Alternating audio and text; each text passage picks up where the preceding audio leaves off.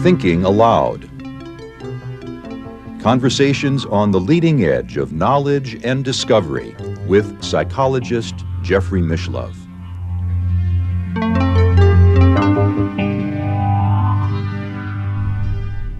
Hello and welcome. I'm Jeffrey Mishlove. This is part 4 of our 6-part series on consciousness and the brain with Professor Stuart Hameroff, who is with the Banner University Medical Center at the University of Arizona, where he's a professor of anesthesiology and psychology. He is also the co-founder and director of the Center for Consciousness Studies at the University of Arizona and is author of Ultimate Computing, Biomolecular Consciousness and Nanotechnology.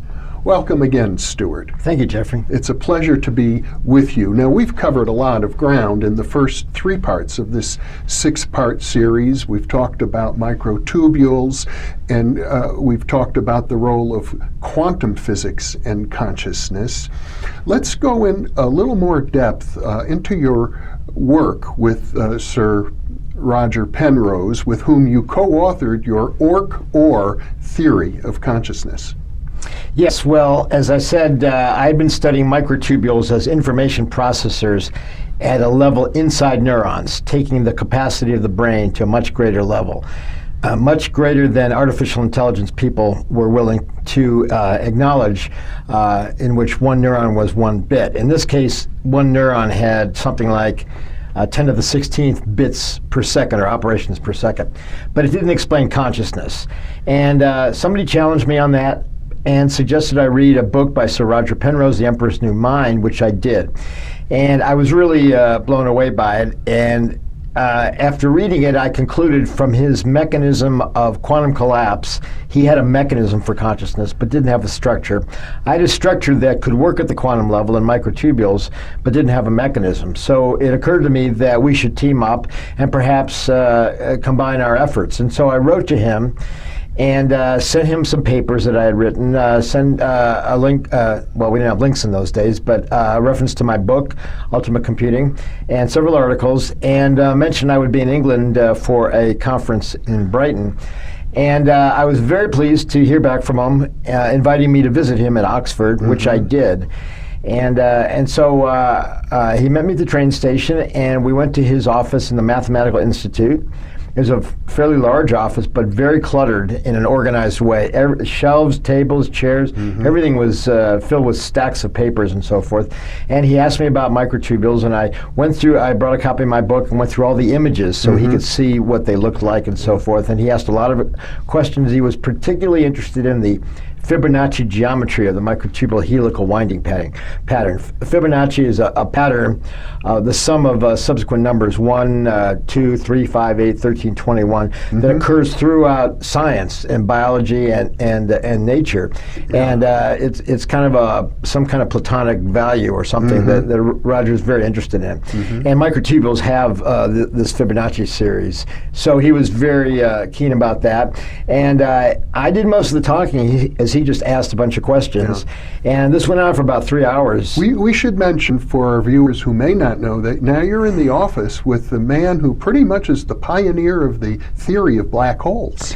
Yes, he and Stephen Hawking developed the theory of black holes. Hawking was actually his student. Roger was his professor.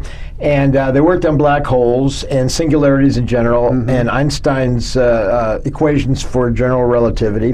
Roger is also famous for geometry, tiling planes in patterns that never repeat, a 5-fold symmetry that he predicted that was later found in nature.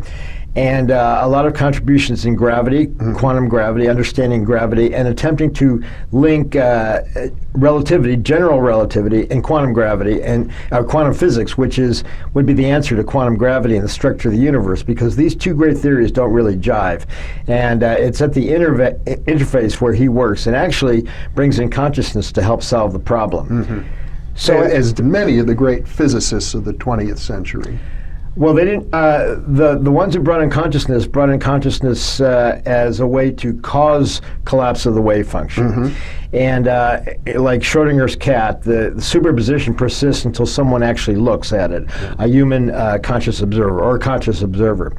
But Roger turned that around. He said collapse isn't caused by consciousness, but collapse causes consciousness, or collapse is consciousness. Whenever the superposition, which is a separation in the underlying structure of the universe, reaches a critical threshold given by one very simple equation, the uncertainty principle, which is the kind of the predominant equation in quantum mechanics, the Heisenberg uncertainty principle or the indeterminacy principle, that the two possibilities or multiple possibilities would reduce or collapse to one or the other, and that this would give forth or emit a moment of consciousness, a subject of kind of a quantum of consciousness. I believe you call it a proto-consciousness. If it happens kind of randomly here, there, everywhere in the universe, willy-nilly, without being connected, yes, it would be proto-consciousness.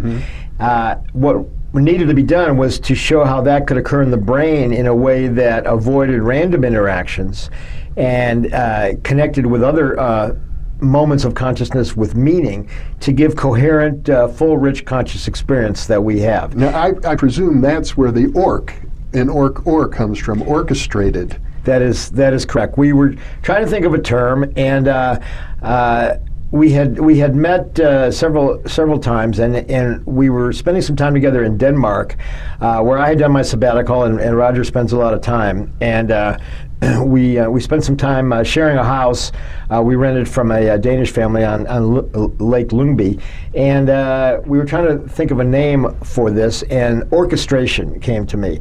And because I'd always wondered how microtubules orchestrated the delicate dance of, or choreographed the delicate dance of chromosomes, and so I suggested orchestration, and Roger liked it a lot. In fact, he thought that he could have even used that instead of objective reduction, could have been orchestrated reduction. So orchestration implies how these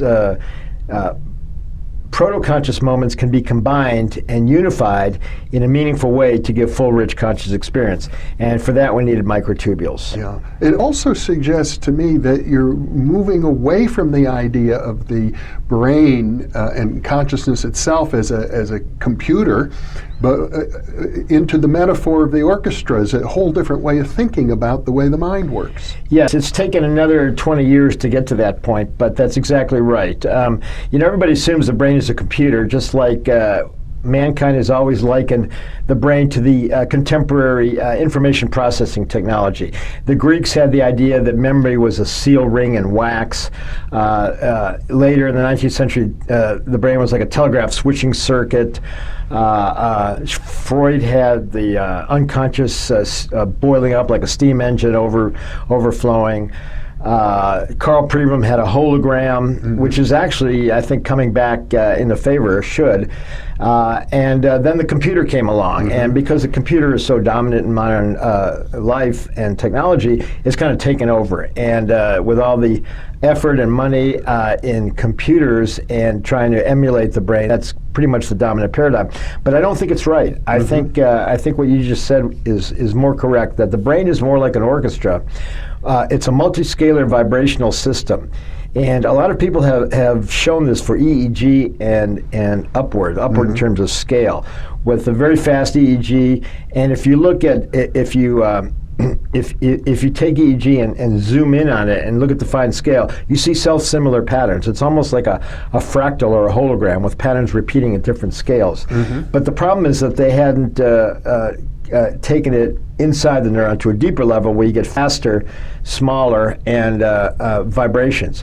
So, which is what you do with introducing the role of microtubules inside the neurons, which we could say are part of the cytoplasm, or the skeletal structure that sort of holds a neuron together. The cytoskeleton, yes. It's attributed to being the structural support of the cell, of all cells. Neurons, being highly asymmetrical, need the most extensive cytoskeletal structure. And it's interesting that in all of biology, the microtubules are arranged continuously and radially from the center of the cell outward, like spokes of a wheel, with a hub by the centrosome. And in axons, it's the same way. They all point outward, and with the plus end here and the minus end here.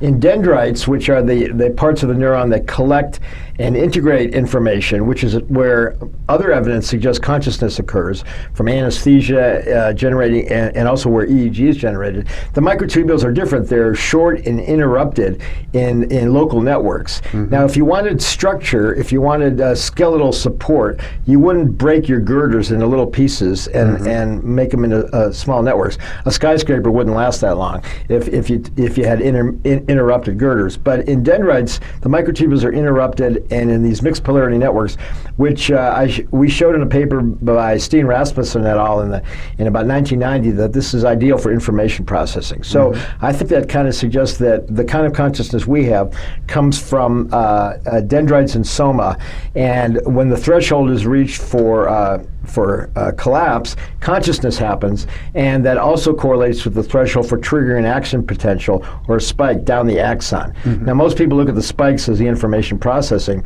but I think they're kind of the messengers conveying the results of a conscious process down to the next synapse to move your arm or say a word or whatever. So if I can summarize where we are now, it suggests to me that the Orch OR theory is talking about several layers of computing that do take place in the brain. The neural spikes being one layer, the information processing inside the microtubules that in your first book you think of that as a biomolecular computer. And then underneath that, at the quantum level, is where consciousness sort of exists, and so we can become aware of what's going on in that whole structure. Yes, we think that the awareness, the subjectivity, the qualia, the solution to the hard problem, come from process in space-time geometry, the very structure of the universe. And this was Roger's, one of his great contributions. And the idea that these self-collapses result in a moment of consciousness, putting consciousness at the same level, fundamental level of the universe as things like mass, spin, charge. How would you define or explain electrical charge? It just is. Or a spin on an electron, magnetic forces and so forth. So it's that consciousness is intrinsic to the universe and is a kind of a quantum entity or particle that's part of the universe and is probably always been there. Now, you've mentioned mass, spin, and charge. Would you say that consciousness is akin to time and space? Well, time and space, we think of it, or Roger thinks of it in terms of space-time geometry, four-dimensional space-time geometry. There's a lot of physics nowadays that utilize multiple dimensions, string theory, for example, M theory, and the multiple worlds and all that. But he sticks with four-dimensional Minkowski-Einstein space-time geometry. But instead of extra dimensions, bringing in these extra factors, extraneous factors like consciousness, as some people do, it's occurring at a different scale in the one four-dimensional universe that we have. So we don't need all these extra dimensions, which are mathematical conveniences, I would say, and Roger would say. So it's consciousness is built into the universe, and but it comes from different scales. So as you go down in scale, faster, smaller, more intense conscious experience. Oh, okay. I'm not sure I felt like I got an answer to my question, though. Is consciousness equivalent to time and space, or would you say it's derived from or emerges from time and space? I'd say it's a property of space-time geometry. Okay. Now, time is a funny thing because, well, space is a funny thing too, but in Minkowski space-time geometry, there's no reason that you couldn't go backwards and forwards in time, just like you can go forwards and backwards in space. So there's a mystery about whether we can go backwards and forwards in time. In the quantum world, going backwards in time is no problem. Time is symmetric in the quantum world. And it could be that the flow of time that we experience is actually due to consciousness occurring and ratcheting forward, because a collapse is an irreversible moment. So it moves you forward and you can't really go back. Now you can go back in time if you're looking at things that haven't yet collapsed. So it's possible to have backward time effects, as we think happens in entanglement. But I would say that consciousness is a property of space-time geometry and moves time forward. And the rate at which it moves forward depends on how many conscious moments you have per second or per whatever. So for example, if we're having normally 40 conscious moments per second, 40 hertz gamma synchrony, which most people would say, that would be normal. Now, if you're in an altered state, let's say you're in a car accident, God forbid, and the car is spinning, people often report, well, time slows down. And it could be that you're in a condition where you go from, say, 40 to 80 to 100 to 200 moments per second. You're having more conscious moments per time, so the external world appears slower to you. And this could be time dilation. The great athlete Michael Jordan was asked, well, how can you be such a great player? And he says, when I'm playing well, the other team is in slow motion. So he's having more moves or more conscious moments per time than the other guys. So what you're suggesting now is that certain extraordinary states of consciousness, like athletic performance at a very high level, can now be accounted for by your theory. Yes, different states basically depend on higher frequency, and by the one equation, E equals h over t, the indeterminacy principle, h is Planck's constant and t is time. So as time gets smaller, as you have more conscious moments, you need more E. So, and that also relates to the intensity. So more mass, more superposition, more intense experience. So I think in altered states, you go faster, involve more of the brain. So under normal circumstances, say 40 times a second conscious moments, we're only using a small fraction of our brain going into superposition. But as we have altered states, we're using more and more and more. And actually, it's possible to go up to a fairly large percentage of the brain with extreme conscious moments as you go deeper into the quantum world and into space-time geometry. Well, let's return back to your meeting with Sir Roger Penrose. You're in his office at Cambridge, Oxford, at Oxford, Oxford University, and this is in the early 1990s? Yeah, 1991 or 92, I think. And he said he was going to a conference on consciousness at Cambridge with Pat Churchland and Daniel Dennett and some other big names in philosophy. And I said, that sounds interesting, but I had to go to a different conference, not that I was invited anyway. And so we said goodbye, and he thanked me for coming, and I thanked him for listening. And I didn't really think much would come of it, although I certainly hope something would. And I went to my meeting and went to the continent and came back about 2 weeks later. I was having dinner with a friend. He said, guess what? A friend of mine went to this conference at Cambridge on consciousness, and Roger Penrose was talking about you and your microtubule ideas. And I was thrilled. I was, wow, that's really cool. And shortly after, I got invited to a meeting in Sweden above the Arctic Circle, a closed meeting of just scientists. And Dan Dennett was there, and Petra Storig, and Roger, and obviously he had gotten me invited. And so we began to develop our theory. We began to became friends. He and his wife Vanessa, and we went for walks. It was the midnight sun. It was just a charming environment. We went skiing at night, and we just had a great time. And at that time, I was planning the first interdisciplinary conference toward a science of consciousness in Tucson in 1994, and I invited him, and he graciously accepted, and so he came to the first Tucson conference and was a key speaker, keynote speaker. And those conferences have been an annual event now for over 20 years. They have, and last year in 2014, we celebrated the 20-year anniversary conference, which is the reason for this shirt. Yes, that we're both wearing. We're both wearing. I was there. You were at the first one, that's right. And you were doing interviews very similar to this, and you were a leader ahead of the curve as usual. And It was a great event. It was, prior to that time, people had been there were some conferences in philosophy on consciousness. There were some conferences in Eastern spirituality and maybe some neuroscience, but nobody had brought all these various approaches under one umbrella, which I thought was necessary. And so we had the first conference. The internet had just appeared, and it was a great success. Well, since we're talking about that conference, let me share with you a moment that stood out for me, because it happened when I participated in a group discussion, and you had very graciously and generously invited a number of parapsychologists there, which is my own background. I actually have a doctoral degree in parapsychology. Yes, I know that. And many of the other researchers there were a bit put off, frankly, by our presence. And I think some of them said, and I think they felt they were being generous actually, is that, well, first we have to solve the problem of consciousness, then we can deal with the paranormal. And I stood up and said, no, I think you guys have it backwards. First you have to recognize the paranormal and deal with the data, then you can begin to address the problem of consciousness. And I wonder how you feel about that. I agree completely, because if parapsychology is true, and I believe it is true, and in fact I think the evidence from parapsychology is probably more rigorous in terms of statistical analysis because of all the grief you guys get from the mainstreamers who don't want to believe it, that tells you something very important, that consciousness is non-local. And if it's non-local, it almost has to be a quantum effect. I mean, electromagnetic waves only go so far.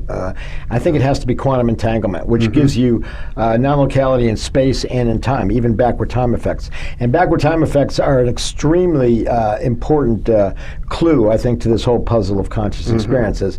The experiments of Ben Libet, for example, who was at the first conference, and who Roger had quoted in his book due to his backward time effects. And so they got to meet. Now, we better let our viewers know what those experiments are, because they're very important. Yes. Benjamin Libet was a neurophysiologist at University of California, San Francisco. And in the late 1970s, he did experiments with Bertram Feinstein, a neurosurgeon. And for example, he would have a patient, Feinstein did some cases awake neurosurgery. So you can numb up the skin, the scalp, and the galea, the lining over the bone, and the meninges, and actually operate on the brain while the patient's awake. And Libet came to the operating room and did experiments. For example, if you had the brain area for the little finger, you could stimulate the finger and record from here and ask the patient, when do you feel it? And he had a very sophisticated way of deciding when, because by the time you utter the words, I feel it, that's a long time. So he had a clever way to do that. And you might think that if you stimulated the brain directly, you'd get an immediate response. Oh, I feel it. And then if you stimulated here, it would take a delay to get to the brain. What he found was pretty much the opposite, actually. If you stimulate here, it takes 30 milliseconds, and you get a spike, what's called an evoked potential. If you stimulate here, it took 500 milliseconds, a half a second, which is a long time in the brain. And then he did some other experiments with the thalamus, which showed that if he got the evoked potential and got the ongoing activity, but only for, say, 100 milliseconds, there was no consciousness at 30 milliseconds. He concluded that somehow there needed to be this evoked potential, and then 500 milliseconds, or at least several hundred milliseconds of ongoing activity afterwards to have the experience at the 30 milliseconds. In other words, somehow the brain knew what was going to happen in the future. And he suggested that there was this backward referral of subjective information going from roughly 500 milliseconds back to the time of the stimulus, of the evoked potential caused by the stimulus. And this is very important because it allows the possibility of free will. For example, if you and I are talking and I say something and you respond quickly back to me, the activity in your brain that correlates with what I said occurs after you've already responded. So the consensus in neuroscience and what they concluded was that you would respond, or we respond generally non-consciously, and have an illusion of consciousness being in control after the fact. Yes. Rendering consciousness epiphenomenal. And as Huxley said, we're merely helpless spectators. Now, with backward time, you get around that problem. So it allows you to act consciously in real time, and actually can explain a lot. And this kind of backward time effect has been popping up in neuroscience, parapsychology, quantum physics for many, many years, and it's kind of hushed in neuroscience. There's kind of a cover-up, which we hope to expose at the next conference. Well, we're getting into some very profound issues, and I can well imagine that some of our viewers are scratching their heads and saying, here's a neuroscientist talking about backward time. Yes, well, in quantum physics, backward time is not a problem. The quantum erasure experiments, for example, that Anton Zeilinger's group has done, if a particle goes through two slits, it can either behave as a wave or a particle, depending on how you decide to measure it. And they showed that if you decide after the experiment has occurred, it affects what had previously happened. So in quantum physics, that's not a problem. And backward time may be necessary in entanglement. So if things are separated spatially, and you make a measurement here, and this one reacts instantaneously, Penrose and Ben Schumacher and others have suggested that the signal goes backwards in time to when the two were together and then forward here. And that would explain this so-called faster than light. It actually records backward time effects. Yeah. And this actually enables, if this is occurring in the brain, which it looks like it is, it allows the possibility of free will, because without this, we're always several hundred milliseconds behind. Yeah. We're living in the past. And that means consciousness is epiphenomenal. We don't really have any say or causal activity in the world. We're just kind of along for the ride. We're never in the now moment. Never in the now moment without this backward time effect, without quantum physics in the brain. Well, you're addressing something very profound, because after all of our legal doctrines assume human free will, and conventional science seems to have very little room for it. Yes, actually, there's a big debate about the law, and according to the mainstream view, consciousness doesn't have to, if you act impulsively or in real time, and there's not a lot of premeditation to let you consciously plan, it means you're acting non-consciously. My inner zombie made me do it, or my inner zombie did it, I didn't do it. And that's been used as defense, actually, and these debates go on. Now, I don't want to get it, I don't want to take sides in a legal argument, but I think this backward time does allow the possibility for us to act in real time consciously and exert causal efficacy in the world. Stuart Hameroff, what a pleasure once again to be with you and to talk about, in a scientific manner, some of these issues that have previously, I think, mostly been relegated to philosophy. Thank you so much. You're welcome. Thank you. And thank you for being with us. Be sure to check your channel listings for part 5 of this 6-part series on consciousness and the brain.